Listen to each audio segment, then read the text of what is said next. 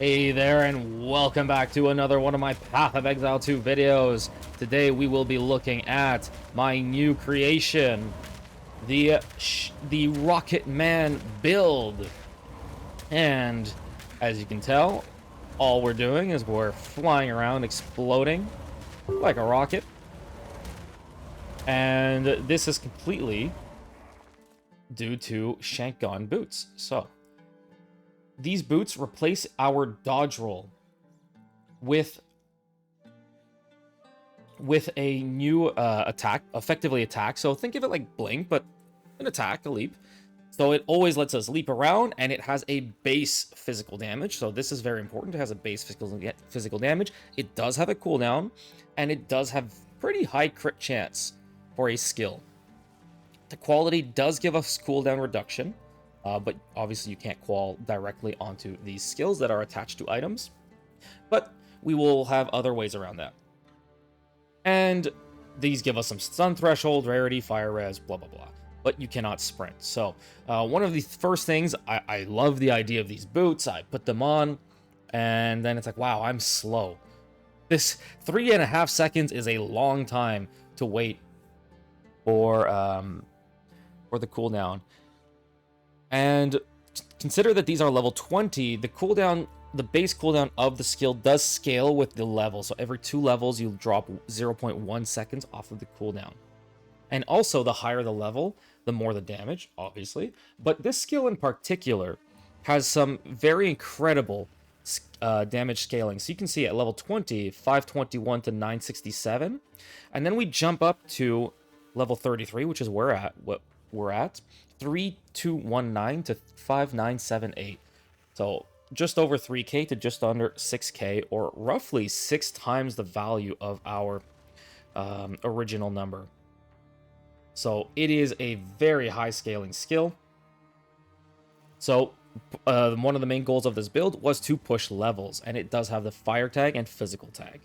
So one of the things that we are able to do is that we conveniently have some very nice tools to scale fire skills and fire skill levels. So first we have the Sun Splinter. When corrupted, you can reach up to a 4 for the level of all fire skills. And of course, Sun Splinter, when it drops, it rolls with a different variant. So you can have the lightning variant, the cold variant, where cold is level 3, lightning is level 3, whatever. And then you can corrupt those to 4 as well. So if you want those in your build for lightning or cold, it does exist. And then we have Fireflower. This one is a little bit particular. Normal rolls from 1 to 4. And then when it is corrupted, it can roll to 5. And then with the quality, it will give you +6, as you see here. So between these two items, we have +10 levels to our Black Powder Blitz. So that's where a big part of our levels come from. The rest of the cooldown reduction is coming from our Temporalis, Silk Robe. And then we also have in the tree cooldown recovery rate and extra qual. So this is the main reason why we chose Gemling Legionnaire, is because we get +2 the level using the Implant's Ascendancy node. We get increased quality of skills. This improves our cooldown recovery of the skill, because as I mentioned earlier, the quality improves the cooldown recovery. And of course, we are using Blasphemy and Withering Presence, and so qual also helps with the reservation efficiency and the wither duration here, because our damage primarily is coming from Dark Defiler, which gives us gain % of damage as extra chaos per undead minion. We are also using one of these new rings. This variant in particular has 2 gain as damage, as well as 2 crit damage. So it's giving us some nice value here. And then this ring is purely resistances, all res, fire res, lightning res. And as you see, we are still a little short on resistances, but it is a lot better with some changes. And again, that would be one of the main points to work on in the future, would be to help fix the resistances here. So, for example, one thing is I'm missing about 20 cold resistance on my Alpha Howl, which means that I could drop some of the resistances on other pieces as well, or lower those resistances. Here I have an int roll that's not really required, so this could be replaced with a res roll. And of course, these are not the highest tiers on the ring for resistances, and my Temporalis is also missing some all-res, but I spent a good amount of divines to divine this to near 2. So at this point, all I'm saying is that there's room to improve, but I'm a little I don't have infinite currency, unfortunately. And shout out to the donators. So just to name a few, we have Obey, we have Sneaky. Both of those donated last night on stream to help get the build going, because it did take I mean, just having Temporalis itself is quite a bit of investment. We have P-dubs that helped me with the Fireflowers, because to hit the +5 is a very rare roll. So there was quite a bit of work and multiple people involved, and I just wanted to give a quick thank you to everybody before I continue talking about the build. So what is the interaction? What is happening? So first of all, because the skill does not count as an attack or a spell, it means that we can't do things like added damage to attacks with rings. So here, this just happened to be here when I got this ring. Added fire damage to attacks, this doesn't count. Stuff like weapons don't count. And attack percent scaling will not count either. So things like Tainted Strike, critical hit chance for attacks, unfortunately, because this is not an attack, it will not count either. So we are a bit particular in what we are able to achieve in terms of what nodes we can actually take. And the other thing that was surprising to me, and I didn't realize at first until I did some testing, is that apparently movement speed scales Black Powder Blitz. So the lower your movement speed, the worse your jump time is going to be, and the recovery time. So in the ideal world, these two sockets would be both movement speed, but unfortunately, those are very expensive, and I do not have the currency for that. But it's just to let you know and give you a heads up into some of the ways that we can improve the build. We are also speccing over to Light on Your Feet. So we have each of these clusters give some moves, or each of these nodes give some movement speed. And we are immune to hinder, immune to maim. This is really good against rares that have hinder aura. So this is quite the nice set of nodes. We are taking Jack of all trades because this is a generic increased damage. It is not specific to attacks or spells. We are able to take Jack of all trades, and so we've balanced out our resistances here to match up with that. Next, we are our attributes to help scale Jack of all trades, because it is based on your lowest attribute. We are then taking crystallized immunities, and this is the specific one we were looking for is immune to chill if a majority of your socketed support gems are blue, and you can tell here by int having a 7 versus 6 and 6. This is very optional, because you do lose out on the ability to balance gem studded and have all three of these affected. In particular, what you really want is red. Hits against you have no critical damage bonus. This is a very, very strong skill. So it's unfortunate because we don't actually have a skill cost. So gem studded is a little bit wasted in this scenario if we are taking crystallized immunities. That being said, as I mentioned, with the way the skill scales, chill makes us very slow and sluggish, and you will definitely feel it when you are slowed. Next, we have Giant Slayer, again, generic damage. So it is generic damage. We are using a Megalomaniac with Battle Trance and Lord of Horrors. And you might say, Glitched, how are you rebuilding Rage? And you may have noticed the Ruby Charm. So this is a fun interaction. So we have the unique Ruby Charm, grants up to your max rage on use. So this was a very nice combination with Battle Trance. So instead of 30, we have 38 rage. And this pairs with Fireflower. Take fire damage when you ignite an enemy. So we are going to ignite an enemy because the boots have always ignite on the skill. So we are guaranteed every time we hit an enemy to ignite them, which then triggers Fireflower to deal fire damage to us, which then triggers the Ruby Charm. Obviously, charm charges are a thing. And so you will notice if you do stay for the video and the mapping at the end, that we are not always going to have rage, and that's fine. But one thing that we can do is this new flask from this league called Blood of the Warrior. No inherent loss of rage during effect. Gain 5 or up to 5 rage when hit by an enemy during effect. And effect is not removed when unreserved life is filled. And this means that usually when your life fills up, the flask stops healing you. So the rest of the duration of the flask is just lost. The rest of the healing is just lost. This specific flask gives us effect is not removed when unreserved life is filled. So if I were to put this on right now and use it, you can see that the duration of the flask is still going. So I specifically went out, bought a high duration Blood of the Warrior, and the reason is no inherent loss of rage during effect, and this usually means loss of rage is when you are not you lose it when you are not regularly gaining it. So because we are basically just getting one shot of rage every however many seconds based on the charm charges, here we can use a flask and carry those rage stacks over. So that's how this pairs with Battle Trance and how we are going to be utilizing 38 rage. Next, we have Lord of Horrors, 12% increased reservation efficiency of minion skills, obviously, because we need to have many minions. And this node is all the way over here on the top left of the tree. And the reason we want minions, in case I haven't shown it, is the Dark Defiler. Gain damage as chaos damage per undead minion. So we are just going to have an army. Keep in mind that this damage is actually scaled by how many are alive. So if they die, then you lose it. So this is why we're going to be using Brutus Brain. Minions from supported skills cannot be damaged. So this basically just keeps them all alive.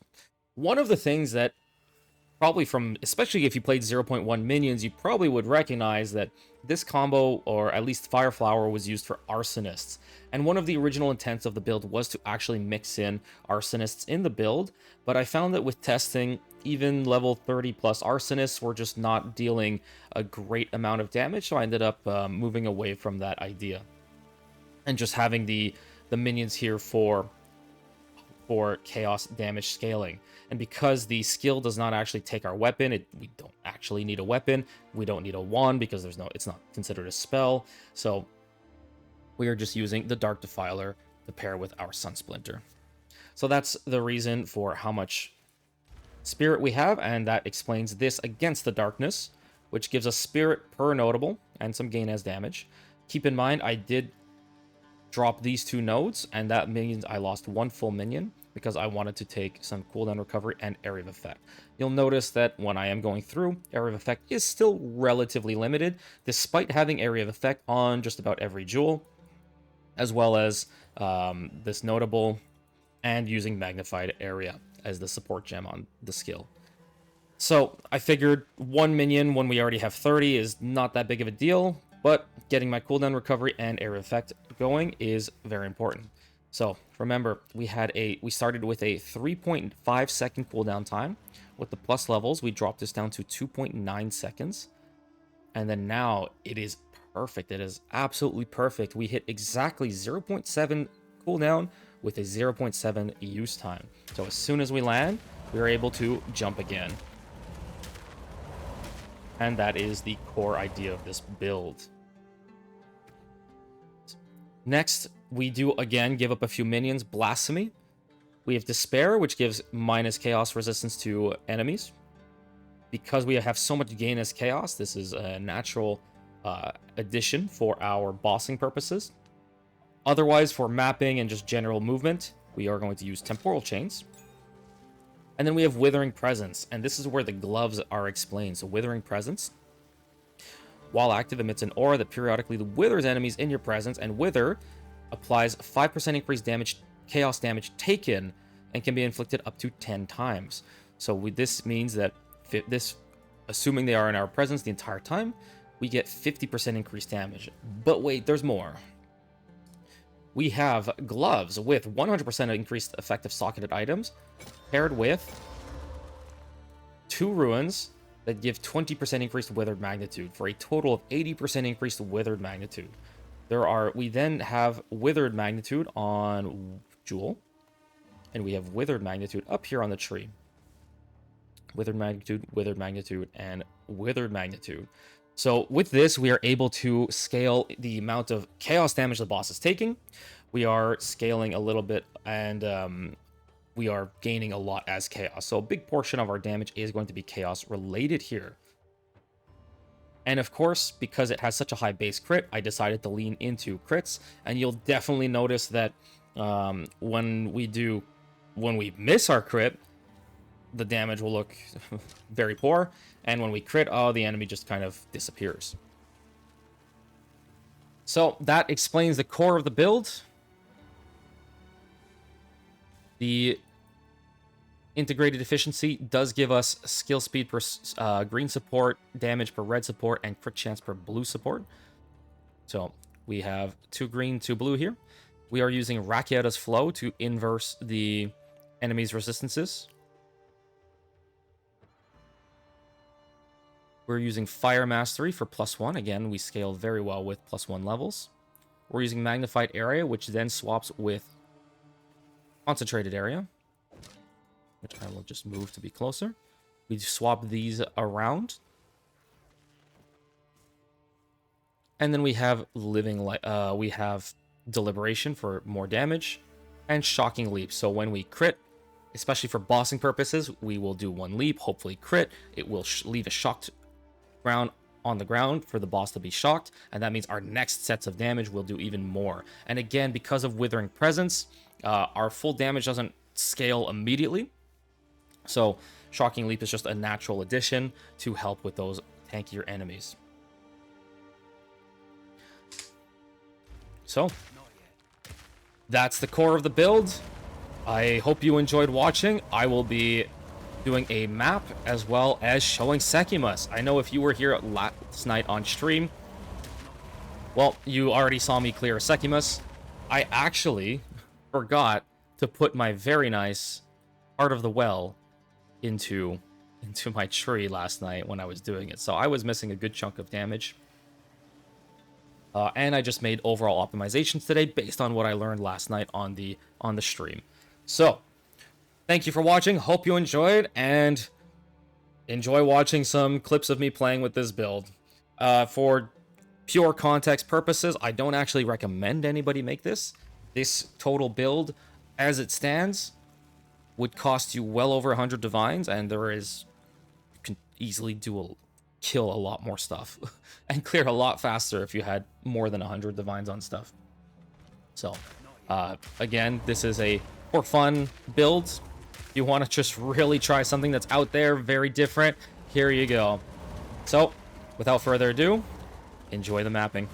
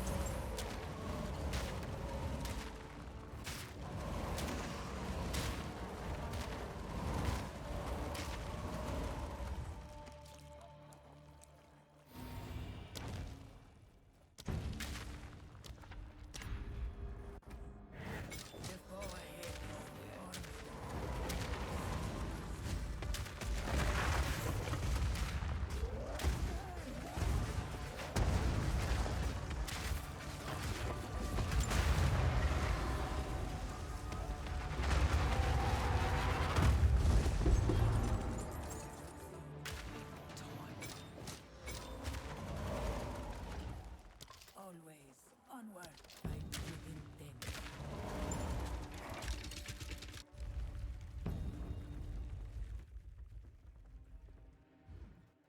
Need more time.